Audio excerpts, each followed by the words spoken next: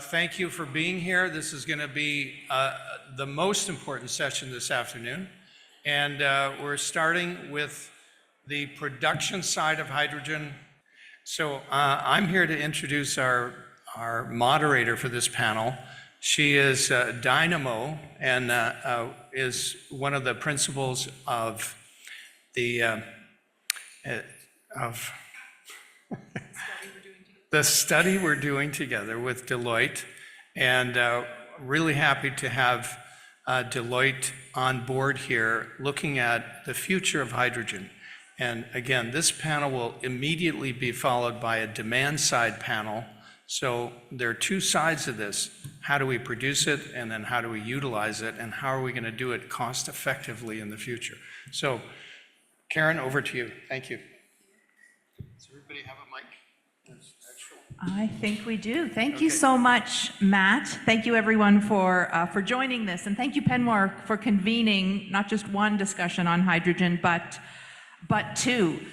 And so if you were with us for lunch, you would have heard Premier Eby reference the hydrogen machines. Well, the people that are here on the stage are the ones that either have invented it, invest in it, build in it, deploy it, maybe they operate it.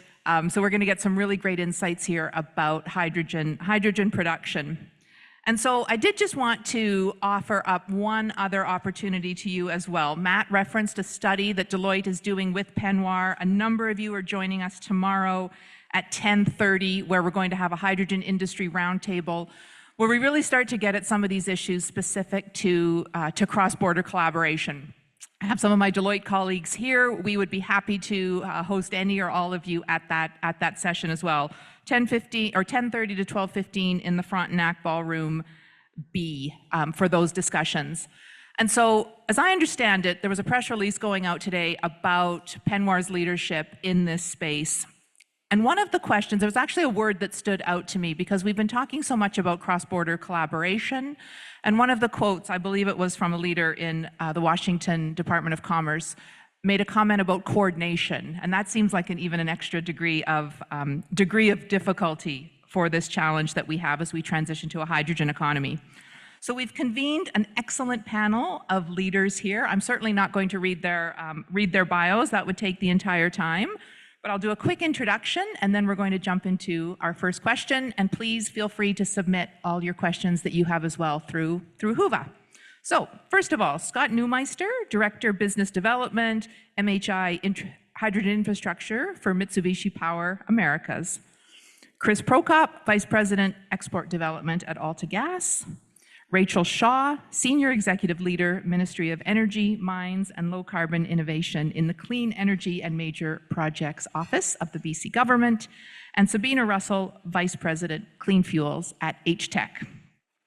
So each of our panelists have a few slides that they're going to step you through here because we really wanted to give you a sense of the activities and the projects that are currently underway and how they're really contributing to the Pacific Northwest's competitive advantage in and across the hydrogen value chain. So I'm just going to be asking them simple questions straight up. Tell us about the investments you're making in the region, your vision for hydrogen in the Pacific Northwest, and what's keeping you busy in hydrogen. We'll go with you first, Scott. Okay, thank you, Karen. Okay, as mentioned, Scott Neumeister with Mitsubishi Power, MHI Hydrogen Infrastructure, which is a wholly owned subsidiary and also a MHI group company. In addition to my role with Mitsubishi, I'm also a member of the PNWER Hydrogen Hub Board, which I'll get into a little bit more in later in my remarks. Really happy to have this opportunity, especially as one of the lead sponsors here to represent Mitsubishi and talk about one of my favorite topics, hydrogen. So just real quick, MHI, as you may know, is a very large global company, been in business for over a century now.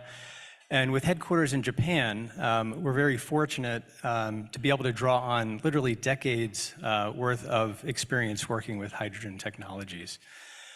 So as we've contributed to come up with solutions to combat climate change. We've recently set up a specific division that's entirely dedicated to green transformation. So we've got over 3,000 employees worldwide working on this. And specifically within the Americas, including Canada and South America, our focus is primarily on the development of hydrogen and hydrogen derivative projects. And in addition to that, we're working on carbon capture solutions as well. So first, I'd like to take you on a quick trip to Japan. Where at our engineering, R&D, and test center in Takasago, Japan, we've set up what we call our hydrogen park. So here, for the better part of the last year, we've been producing and storing electrolytic hydrogen. And as of this past March, we've actually been using that hydrogen to test our 40 megawatt H25 gas turbine unit with 100% hydrogen. So really exciting stuff happening there. Good results so far.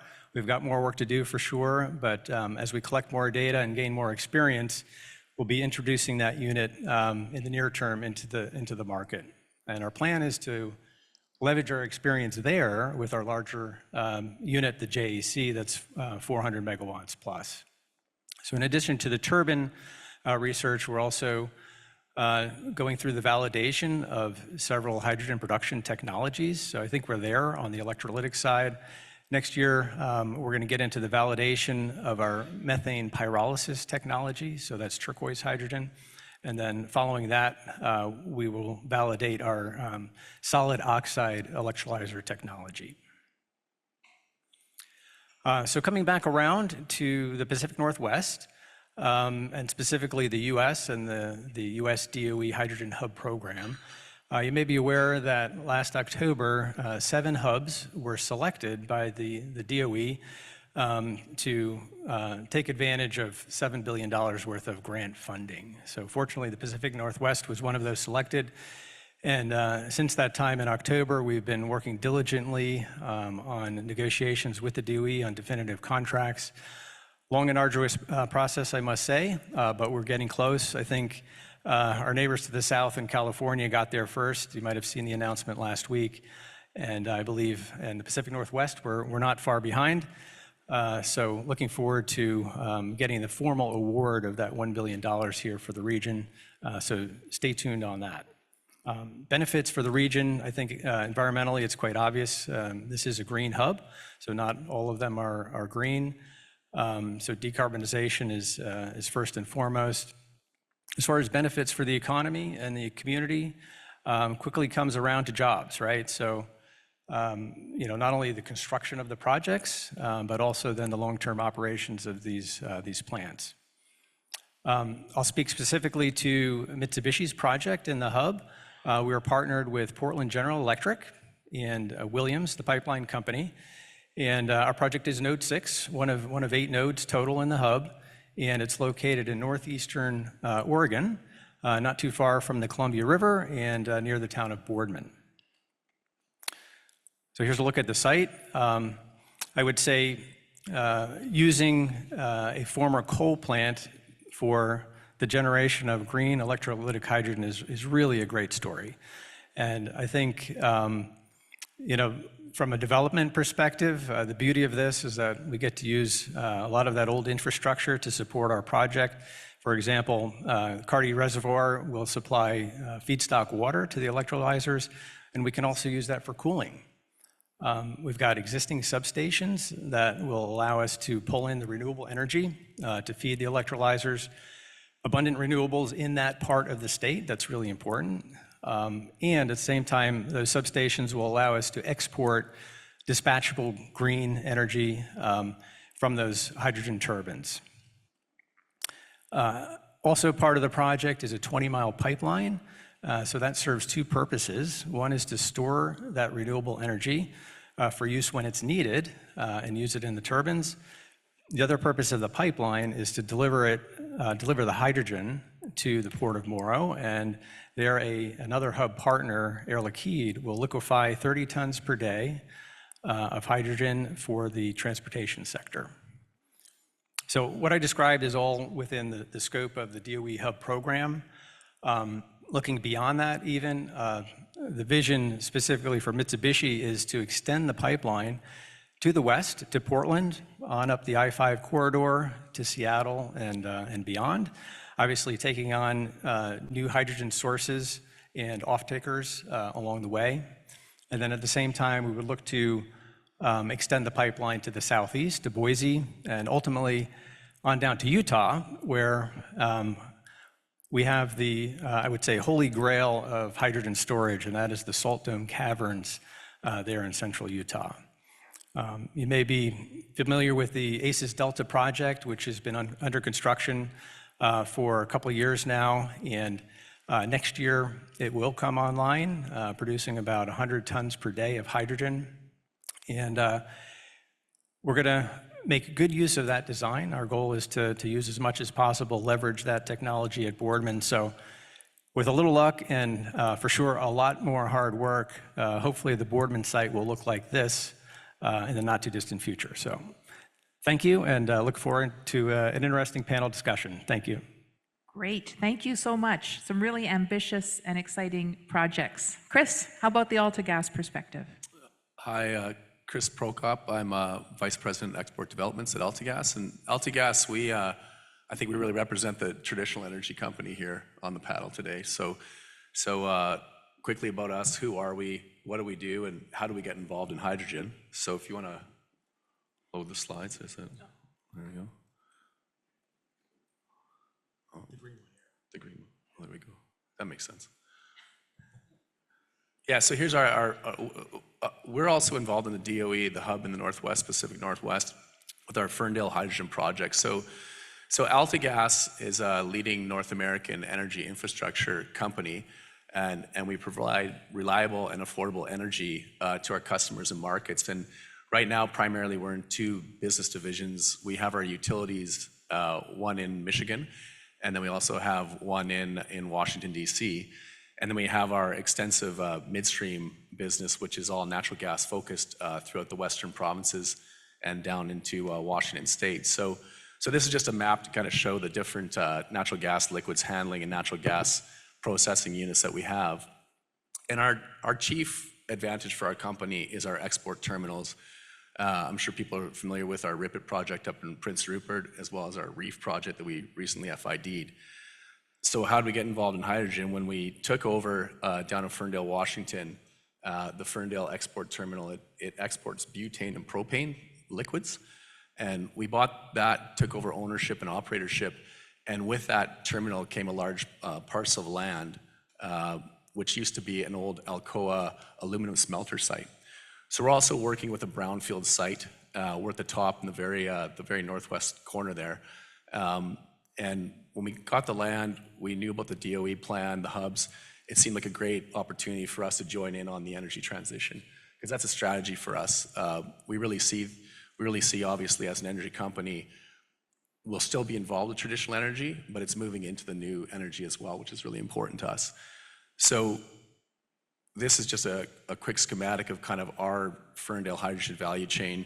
We're currently working with Avangrid, which would provide our green renewable energy. And then we'd have an electrolysis process, storing liquefaction, and then pipeline delivery, really to hit the transportation market, as well as we're positioned in the Northwest with refineries. And the land that we're using already has pipeline connectivity, rail connectivity, and also water. So it's a perfect brownfield spot for our plans. And we're also working with one of our partners, H-Tech, which is here with us. So yeah, just kind of a quick one, but interested to hear what everyone has to say, and interested in kind of giving you the traditional energy company view of all this. So thanks. Great, thank you, Chris. So we've heard the industrial perspective, the traditional energy company perspective. Rachel, love to hear about the work that Clean Energy Major Projects Office is doing in the BC government's leadership in this space. Sure, thank you very much, and thanks to the organizers for having me. I was going to lead with a joke because we were like post-lunch, but my team told me that chemistry joke wouldn't have a reaction. So, sorry. So I'm Rachel Shaw. I'm responsible for the Clean Energy and Major Projects Office. A little bit about the office to start. We're fairly new. We were established back in 2023 in March. We're a conglomeration of different project management offices within the government of BC, one of which was the BC Hydrogen Office. So that's why I'm here today. And I think one thing that really makes us unique in this space is that we provide a company proponent liaison service within government. And we do it for the full life cycle of a project. Everything from the conceptual stage, looking at funding sources, through to working with First Nations and local governments, through to the regulatory processes, and then ultimately, pending a final investment decision, into construction and operations. So this allows companies to have one person within government to help them navigate a very complicated process. So we already heard Premier Eby speak about the aspirations that BC has in the hydrogen sector and our goal of becoming net zero by 2050. It is a tall order, and it really means we have to do things very differently. And maybe I'll shout out to BC here. We were the first Canadian province that had a BC hydrogen strategy. And we've made a number of advancements in the policy space to really enable that strategy and allow us to be able to kind of lead the way here. But we can't do it alone. We are really blessed with having an innovation ecosystem here in BC. And many of the folks on the panel have already spoken to this in terms of partnerships. We've heard a lot about that today. These private sector companies here are only a small portion of the many, many clean energy proponents that call BC home. We have over 70, so this is just a small snapshot. In addition to companies, particularly in the Lower Mainland, we have a really strong post-secondary institute sector here, where we have universities and colleges turning their mind to the clean energy transition space and really looking at how to promote the investment necessary for us to crack that nut. And, well, in the process, developing a workforce, a skilled workforce that can help enable those projects go into the future. Happy to speak more about some of those projects as we go on. But here's a snapshot of a few of the many projects that we're tracking. This is where, as you heard Premier Eby talk about the 18 projects, green hydrogen projects. We don't have them all mapped here. Some are subject to confidentiality agreements. Here are the ones we can talk about that are both, green. They are in the transportation sector. They are talking. Some of them are talking about recovery of hydrogen waste and putting it back into the value stream. We have some that are First Nations led, which are very exciting from my perspective. We have ports that are involved. So there's a number of very diverse opportunities here in BC. And building on our innovation expertise, it's something that I think we can really work with our partners to the north and to the east and to the south to be able to work collaboratively to solve those problems we all share. And that's why I'm really happy about SEMPO's involvement, my team's involvement with PNWER and with Deloitte in this upcoming announcement around a report that I think will really start to knit together those pieces for the full value chain. So going forward, what's next? We have a lot of opportunities here in BC and with our partners. We want to continue to work in that demand and supply matching. We want to look at the regional context in which many of these projects exist, because we recognize there's such potential in hubs. We've seen it certainly take shape in the south. We've also here in BC initiated many conversations in that hub and corridor space. But the recognition really at the end of the day is that you need to have those conversations in a regional context. You need to work with the local governments, with the First Nations, to understand what are the assets that they have, but what are their aspirations as well. And by marrying those two together, you can identify an energy mix and an energy ecosystem that makes sense, that builds on our strengths, and where we can share the results of that innovation and learning with others seeking to do it at the same time, because we are all in this space together. So happy to have some conversations with the panel, and thank you much for having me. Perfect. Thank you, Rachel. All right, Sabina, we've got you batting cleanup here on this first question. So love to hear more about H-Tech, considering it's been referenced in all of the remarks so far. Great, thanks, Karen, and it's great to be here today. So we've heard a lot about sort of bigger projects, future projects, projects going in the United States, and kind of want to bring it back closer to home and talk about a company and some projects that are going into the ground right here in BC. So HTEC is a BC-based company. We've been around for about 20 years now, and our mission is to fuel the drive to hydrogen. And so by that, I mean, we're trying to make hydrogen accessible as a transportation fuel to replace diesel and gasoline. And our strategy there is to build out hydrogen infrastructure across the value chain, because we realize we can't leave one piece untouched. We have to be involved from production to distribution and fueling stations for cars and trucks, and even in helping end users adopt fuel cell electric vehicles and other hydrogen-powered vehicles. So today we have about 5 stations in operation in BC that supports a fleet of 300 light-duty vehicles.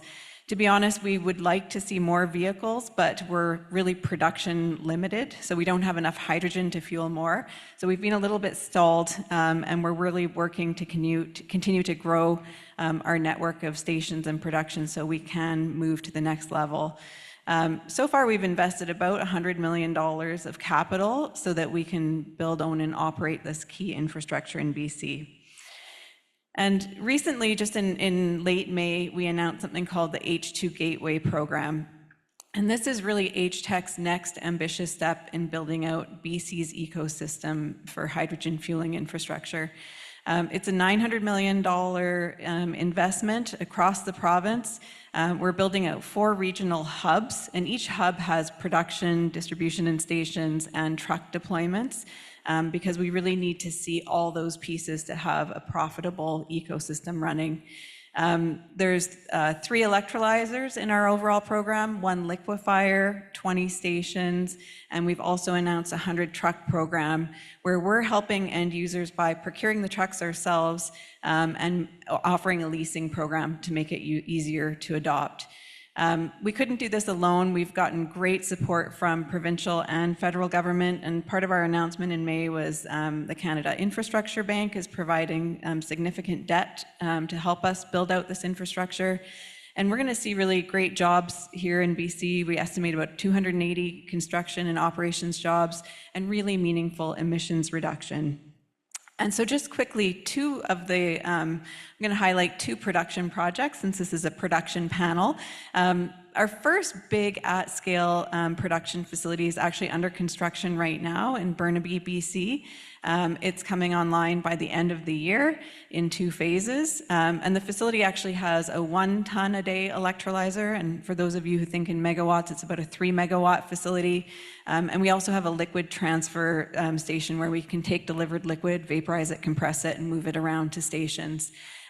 What does that mean from a scale point of view? That can support about 3,500 new cars in the province. Again, jobs and ultimately emissions reduction. Emissions reduction is what we're really trying to achieve by displacing diesel and gasoline. And for us, our really big flagship project that's part of the Gateway program is the first liquefier being built in the Pacific Northwest. So in the spring of this year, HTEC, the first step for us was actually acquiring the site. And we acquired a 21-acre property in North Vancouver that has a sodium chlorate facility operating on it. Sodium chlorate's a bleaching compound for the pulp sector, and it's really to make it, they electrolyze a brine solution. So you can think we acquired a site and an electrolyzer, but it's interesting because there's been 15 tons a day of hydrogen that's being vented here for decades. And so we've acquired the site, we're leasing it back to ERCO Worldwide, who will continue to operate, and we're building a plant that will capture, clean up, and liquefy that hydrogen. Why do we liquefy? As we're seeing bigger scale of deployments and we're moving from passenger vehicles to trucks, Class 8 trucks, truck uses about 100 times more hydrogen a day than a passenger vehicle because it's bigger, but also it tends to drive more hours a day. And so that's why we're putting in liquefaction, is we need to move more hydrogen around, we need to have higher capacity stations. And as we think about our expansion beyond BC, liquid will be really key as well. So I just want to end with a bit of a view. It takes a really long time to develop hydrogen projects. I've been in this industry for 27 years, and I know it takes a long time. And so we're looking ahead, what comes after BC. And so we really think that down the coast into Washington and Oregon State makes a lot of sense. We want to see an interconnected network of fueling stations all the way down to California, and California has really led in the deployment of fuel cell electric vehicles. So in the first phase of our expansion, we're going to leverage the liquefier that we're building here in British Columbia, and we're going to be able to deliver liquid to our first few hydrogen fueling stations down the I-5. And we've got 2 in development, and we've got our eyes on a 3rd. We are also part, as Chris mentioned, part of the Pacific Northwest Hydrogen Hub, part of the Ferndale node. And ultimately, once we catalyze the market using liquid from BC, our intention is to build a liquefier in the Pacific Northwest and then ultimately add more fueling stations and more trucks that will use the fuel at the fueling stations. So that's a little bit about us. Great to be here, and I look forward to a good discussion with the panel. Fantastic. Thank you, Sabina. So Rachel started to set us up for my next question, and one question has come in to the app. Let's talk a bit about, and any one of you can take this, sort of the new models of collaboration that are being required here. Hydrogen, a lot of us working in this space for an awful long time. It's certainly not going to be a business as usual type deployment. We're learning things from LNG and other, work that we've tried to do here in the energy transition. So I guess what I'd really like to hear from each of you then is these models of collaboration and the importance of value creation with Indigenous nations, with tribal nations, the collaboration that is needed, the not so much the engagement, but how are we working together to ensure that there's shared value across all of these projects? I'll let whoever wants to take that one lead it off. Rachel? Sure. Okay. So great question. And I think this is something here in BC we actually feel very strongly about when it comes to not only economic reconciliation, but also economic self-determination for First Nations. So some of the things that we are doing in this space is, we are looking to the other examples of major projects in the natural resource sector. I have worked, in my background, I was working on major projects for the last 18 years, either as a regulator or as a First Nations negotiator, or a combination of things going forward. And what I really learned is that we do have to think about project development in a different way now. And that way needs to include First Nations and local communities really right at the onset. And it needs to involve open-mindedness and an opportunity to explore and understand what the intentions are and the aspirations are for those particular communities, and see how your project can fit in. What we're seeing more, which is actually quite exciting, is First Nations leading the charge and having an idea of the type of project that they want and inviting industry in. And some of the mechanisms that we're using here in the province in BC is that we are working to look at things like loan guarantee programs to support equity access for First Nations seeking to partner in major projects too. But you didn't talk just about First Nations, you talked about other types of collaboration too. And so some things that we're also passionate about is recognizing that we each have strengths and we each have needs as we're trying to understand this ecosystem. So figuring out what your currency is, what your strengths are, and in BC I think we've got some really amazing strengths when it comes to both our history in the hydrogen space, the innovative spaces that we have, and our post-secondary institutes. But we also want to be able to work to share that expertise and seek to understand what's working, what's not working in other jurisdictions, which is why many of us are talking about hubs right now. And though the work that Deloitte is doing with PNWER, just one such example, at some point we are going to have to realize we're all on the same team, and we need to be able to understand and figure out how to make hydrogen more economical, more accessible to this sector if it's going to do what we're hoping it will do in terms of decarbonization. So that's a little bit of what we're doing here in BC, and certainly looking forward to hearing what my fellow panelists have to say. I think what's really interesting about all this with the hubs is the collaborative, that's such a big part of it. Collaboration is a must.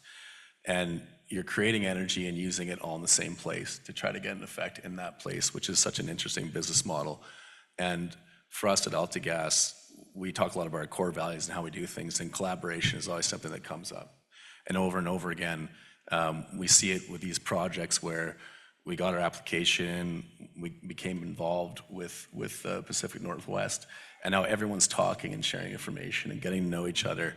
And it's a different business model, and I think it's working. I mean, it's exciting to see people latching on these things, and here we are. I'm talking about being involved in hydrogen for a year now, 27 years, and last week, H-Tech brought a hydrogen car down to Ferndale, and it was like a flying car from the Jetsons to me. Like, it was just phenomenal. Like, we were all looking at it, and it's a car, but it's hydrogen. It's like, oh, like this is actually happening, which is really exciting. And we couldn't do that without these partners, and particularly with the Indigenous question. Absolutely, I think collaboration and early and meaningful consultation is just a must. That's how you do business now.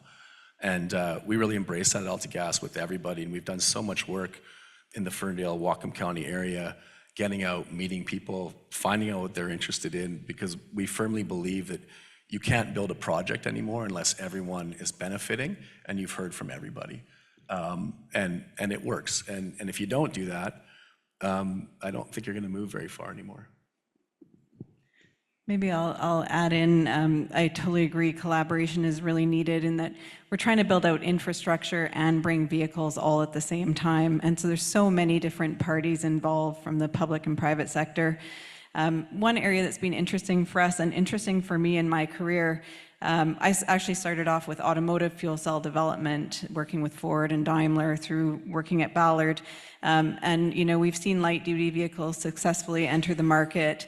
When H-Tech started building out the network of light duty fueling stations, we worked a lot with Toyota and Hyundai to say, okay, here's where we're building the stations. How many cars are you bringing? We had to be very careful to work together to make sure we didn't have a supply-demand sort of mismatch in those early days. And now we're seeing it on the trucking side.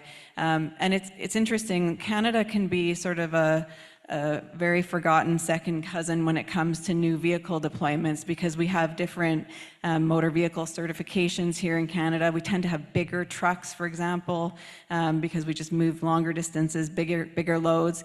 And so we've been really trying to say, like, no, we need to be relevant today in the discussion, and we need to attract OEMs to BC early on and make sure those right vehicle platforms are being developed so that we aren't 10 years down the road, because in the early days there's going to be limited number of vehicles, and OEMs tend to be very, very competitive with each other. They don't want to share what their deployment plans are, what platforms they're developing, what their fueling protocols are, and what we've seen is some better collaboration on that side of things. I think everyone recognizes if we all try to do it ourselves, we're all going to fail. And so we've got a vehicle pilot program right now where we're bringing in different vehicles from different OEMs and trying to run them all in the same network on the same fueling station. And it's just taken incredible effort to get us all coordinated. But that's what we think is needed to catalyze and get the larger number of vehicles coming. Yeah, I agree with everything that's been said so far. Maybe just to echo some of it and add my own perspective. I'm a long-term power generation guy going back really 35 years in my career.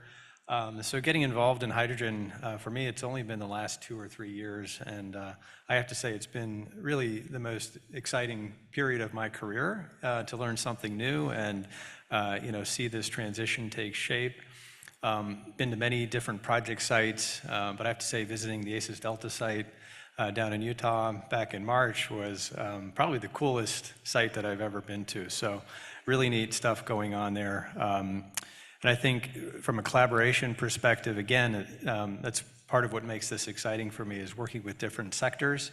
I mentioned Air Liquide, for example, on the liquefaction side, pipeline companies like Williams and others.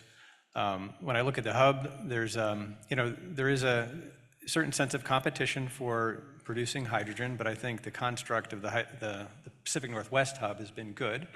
And it's been a lot more collaboration than, keeping things from each other. What can we do to help each other make this hub achieve market liftoff has been a common theme that I've seen. And then I guess finally on the Indigenous and First Nations front, on the PNWH2 board, we do have a board member that represents the Cowlitz tribe in Washington. So that's really cool. More specifically at the project level down in Boardman, Oregon, we're very near the Confederated Tribes of the Umatilla Indian Reservation. So we've been having a number of discussions with them. They're not directly involved with the project, but as we expand out that project, we're already thinking about ways that we can pull them in and they can contribute to hydrogen production or power offtake or power generation. So thank you. Great, thank you. So let's shift gears a bit because, and I actually want to use one of the great questions that came in from the audience here. So it's very easy to dwell on barriers and obstacles, and we define them with precision to however many decimal points that we need to. But maybe some signals of market momentum, some tipping points, some things that we should be watching for in the near term, the midterm, that shows us now that hydrogen is gaining market traction and momentum. But the question that's come in here is an important one, and I would love it if each of you could even just give a range to this one. What price per kilogram does hydrogen need to be at to be competitive, and how far away are we from that right now without subsidies? It's a tough question, loaded question. You can give me a big range if you want. I won't force you to answer it. It's a tough, very granted, justifiable barrier that always comes up in this discussion. So love it if you could sort of speak to that question about cost, price, and where we see some signs of market momentum. And I'll let whoever, Sabina, you raised your microphone first. I'm going to give such an engineering answer. It depends. And I say that because what we do is we look at the total cost of ownership for the end user. That's where we start. We say, okay, for a truck operator to drive a diesel truck fleet, how much does it cost them dollar per mile today? And we recognize that there's a slight acceptance of a green premium, but it might be, for a really aggressive operator, 20 or 25%. And over time, that needs to come down. It needs to really be very competitive with diesel. And so as a low carbon fuel supplier, we sell hydrogen at the pump to the end operator, but we also generate LCFS credits, for example, in British Columbia. And in British Columbia, we have a very favorable market because we have aggressive regulation here. So if you're a conventional fuel supplier, you will be generating an obligation to buy credits. Like, it's just a very aggressive regulation. And so as a fuel supplier, when we sell hydrogen, we get the dollars per kilogram that works for the operator, but we also get credits that we go sell on that open market. And so in British Columbia today, we can actually make the economics work for heavy duty trucking. But when we look at Washington and Oregon, we cannot make the economics work. And the difference is how aggressive that LCFS program is. So while there is one, it's just, the fuel suppliers have a longer time to bring lower carbon fuels into the market. They don't generate as much of an obligation, so that market pricing for credits is lower. And so we have a gap today with the price that we can make hydrogen at. So it really depends on that LCFS program and the cost of diesel. And the cost of diesel is much higher in BC than it is in Washington as well. So I would just say we can make it work today here. We can't make it work yet in Washington and Oregon. And so we want to really work with, the policy teams down there to say, here's what it'll take to close that gap. Great answer. Who wants to tackle that question? Scott? Yeah, so I'll pick up there a little bit. I would say from a price point, really don't want to get into numbers. I would say that there's a certain large data center tech company out there that, is looking for $3 per kg hydrogen. I won't name who that is, but, we can't get there. So we're definitely higher. And, I would say from a tipping point perspective, the BIL, which is providing the grant funding into the hydrogen hubs, was the first tipping point, and then the IRA that provides the tax credits also really key. And of course, our financial model includes both of those aspects to get to a place where, we feel that hydrogen can be competitive, not at the $3 level, but, working in that direction as we gain more experience and really scale up. I think that's what's needed also to lower those prices is scale. Great. Chris, you want to Yeah, try I that think one? the next step is really nailing down the tax credit with 45V, like really understanding. And, I agree, it's hard to nail down a number. You hear $3 quite a bit, but I'm not sure. That seems a bit aggressive. But I think it's the next thing is nailing down that tax credit so producers can understand exactly what they're getting into and what the cost of power is going to be. And there's some situations, I think, where there's been a couple of projects that have dropped out because they don't see it happening. But I think, you hate to go back and blame regulators and say we need that, but there really is a regulation issue that needs to come through so people can understand what the credits look like. And I know I did weasel out and not give a number, so I will give a number, but in our light duty fueling stations today, we sell hydrogen for $14 a kilogram. I have a fuel cell electric vehicle, and that makes it very competitive for me. It's cheaper actually to be able to drive on hydrogen versus buying gasoline, because you have to remember a fuel cell is 2.5 more times efficient in a vehicle.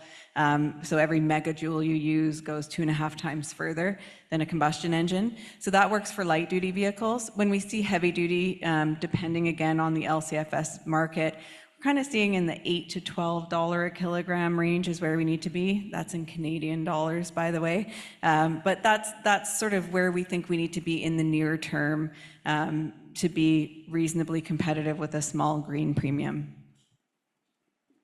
I'd just like to add to Chris's comment on the 45V tax credit in particular. So while I mentioned it was the IRA and the suite of tax credits that came with it were a tipping point, what threatens to undo that is the guidance that came out on 45V regarding the 3 pillars of additionality, temporality, and regionality, kind of like throwing a bucket of cold water on those tax credits. So I know a lot of us have been weighing in and submitting comments, trying to,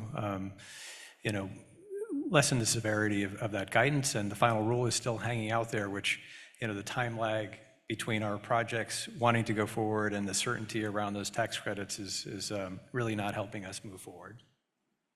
Rachel? Oh, we need a mic for Rachel. Perfect.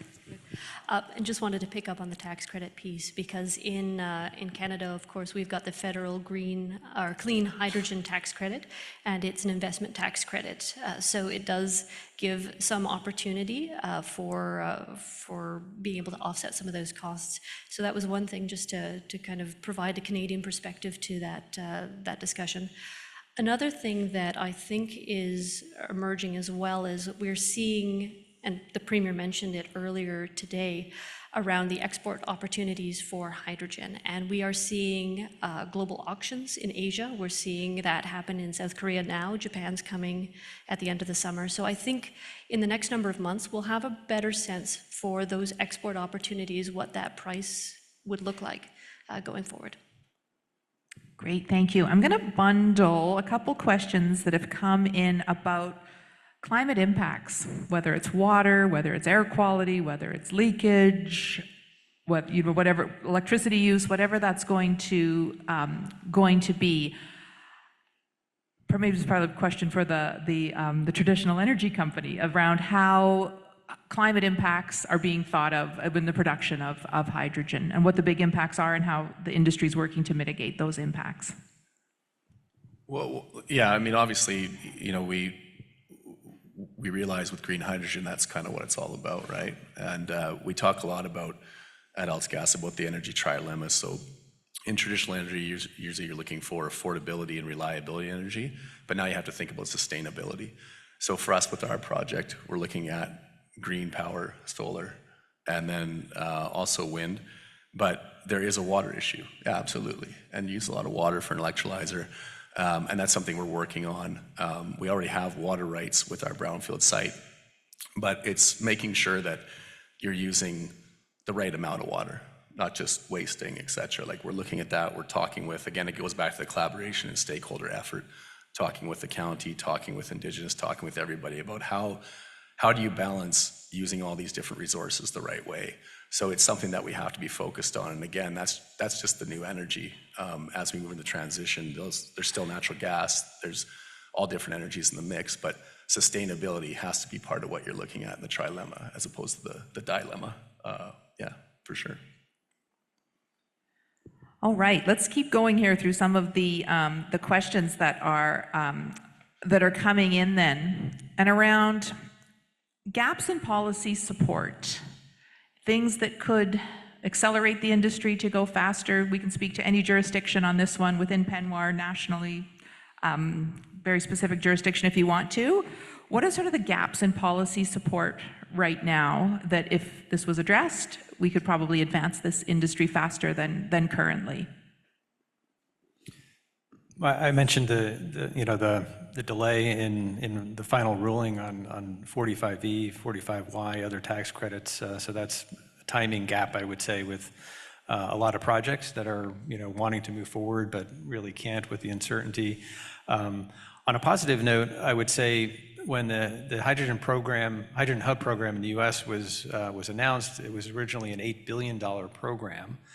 And then I think it was several months in, the DOE decided to carve out $1 billion of that. So the hub amount reduced to $7 billion, and $1 billion was earmarked for the demand side, which I know we'll talk about more on the next panel. But I thought that was, it didn't feel good as a producer, but I think it made a lot of sense. And right now that H2DI program, that's the demand side program that's being organized by the DOE, is really working through some concepts that are quite interesting to try to close the gap between producers and consumers. And I think there are some really interesting concepts that are being discussed. And we're beginning to learn more about it now, and hopefully that'll really matchmake between production and demand. Great. Sabina. Sure, I can add a little bit because we're definitely seeing a few different gaps. I talked about the low carbon fuel standard. So just, more states and provinces that bring those in, but also having adequately aggressive standards, I think is really important. One thing we're seeing right now is there's a lot of talk about projects. There's a lot of projects announced. There's not that many getting through FID. Final investment decision. And, why is that? And something that we see is, I look at H-Tech, we're trying to provide fuel anticipating governments bringing in regulation for zero emission vehicles. So in BC, we have it for light duty today. We think it's coming for zero emission buses and trucks. There's certainly signals on that. But, we're very dependent on that regulation coming. So we're forward looking and building out production, anticipating it's coming. But as you're looking at the economics, you're like, well, what if our forecast is wrong? What if the vehicles don't come as quickly? What if the regulation doesn't come as quickly? So there's this offtake uncertainty. And when you're trying to bring in project financing, people want to have certainty in revenue streams and minimum take or pay offtakes. And we're trying to build these projects for a market really that doesn't fully exist today. And so I think governments play an important role in that. I think the US is bringing in some interesting programs to support that. In Canada, we have the Canada Growth Fund, but it's not really doing what we need it to do, to be honest. And at the provincial level, we don't have that support. And it's really the provincial government that regulates the zero emission policies. So I would say, backstop for offtake for project developers and government playing a role there would be really key. And then just the pace of regulatory approvals is just such a challenge every day. Every project you build is in a different municipality. You work with a different planning department that's never heard of hydrogen before. And it's looked at the same way as any other project. It doesn't matter that it's aligned with the province's decarbonization goals and that we urgently need these projects to be built. You just get into the same queue as everybody else. And getting your permits to build and operate these facilities is incredibly challenging. So I don't know, it's more of a gap in how we're processing and pushing these projects through. We really, really need to be able to build them faster than we can today. Yeah, I think that's the difficult part when you're trying to get a project across the line and you have the top level DOE with the money coming in, and then you're dealing with building permits at the municipal level for people who are haven't heard of it, but it's almost like you need collaboration amongst the regulators to really be, this is what we're doing, let's all get on board and figure it out. So when you get to these levels, instead of having to try to figure out and put this jigsaw puzzle together of the different regulations, it's difficult. And I get it that everybody, you have to comply and you work through it, but with something this important that we're trying to make such a massive shift, it would be good to see more collaboration and maybe it's not thought because you don't figure it out till you figured it out, right? But looking at it that way and understanding that from, federal, state, municipal levels, everyone's on the same page, understanding to get the projects across the line. So that's something that I think could use a little bit of work, but yeah. So I agree that offtake challenge, that regulatory efficiency challenge, that's certainly something that we hear a lot of. We've got the benefit of a low carbon fuel standard and other mechanisms, but it's not solving all the problems for sure. We continue to have challenges. A few things that people haven't identified that maybe I'll just throw into the mix too in terms of gaps. One comes down to electricity, in particular for green hydrogen. So for large projects, often they require a tremendous amount of electricity from our BC hydro power grid.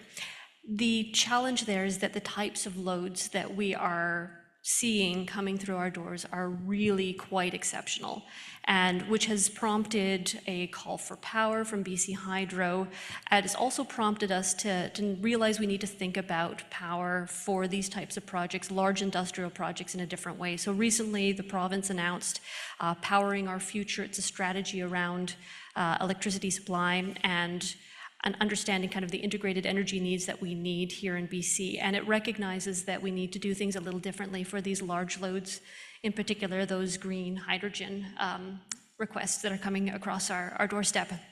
So that's one that we're working on and we're aware of. And the other one is around the transportation of hydrogen in hydrogen carriers such as ammonia. So that will continue to be an area where we recognize there's more work to be done and work that we need to do with our partners, both the federal government in Canada and other provinces as well. So not to put too many challenges out there, at least I can say that we are aware of them and we are working on them, but not solved yet, sorry. That is just fine. Certainly know how hard SEMPO is working on all of these challenges. So we've got time for one question. It's going to be lightning round. It's going to be a bit of a fun one. So considering here we've got a room full of policymakers, regulators, very influential industry leaders, if you could wave a magic wand, what change in the value chain would you make to advance hydrogen in the Pacific Northwest Economic Region? Who wants to go first? Scott. I'll take that one first. So if I had that wand, I would wave it directly at transmission.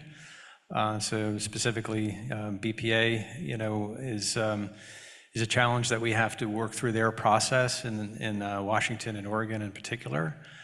So the congestion there is, and the bottlenecks are quite tremendous. To go through that process takes many years, even longer than the timelines that Sabina was showing and what I was talking about with our project. So getting the wind and solar in particular, because I think that's really important for green hydrogen. I mean, hydro is, it's mostly fully subscribed, right? So I think we need to really look at wind and solar, where those projects make sense, where the resources are strongest. How are we going to get those electrons to the electrolyzers, right? So debottlenecking transmission, and I think Mary Kipp from PSC mentioned it this morning about greenfield transmission development. So I think, it's high time we start thinking about that. Great, thank you. Rachel. Sure, maybe a few in there, and it's a bit of a cheat of an answer, because I'd love to just see hydrogen at cost parity with fossil fuels. Like it's ultimately where we need to be to have that energy transition. Other than that, I also think there are, and building perhaps, Scott, on your answer, I think there's energy and then there's capacity when it comes to our electricity systems. And we are really looking to build out our renewable energy through that call for power that I mentioned. We're expecting a lot more in the solar and wind space, but If you're running an electrolyzer, it's firm power in a lot of cases that you need. So how does that couple with some battery storage or other forms of being able to use that capacity? So we've got something that that companies can bank on. So maybe there's another one. Sabina. I think I would wave my magic wand down into Washington and Oregon and say, it's great you have an LCFS, a low carbon fuel standard, but just make it a little bit more aggressive, because we're trying to get this hub off the ground and we need to be able to have a business case that works for transportation market.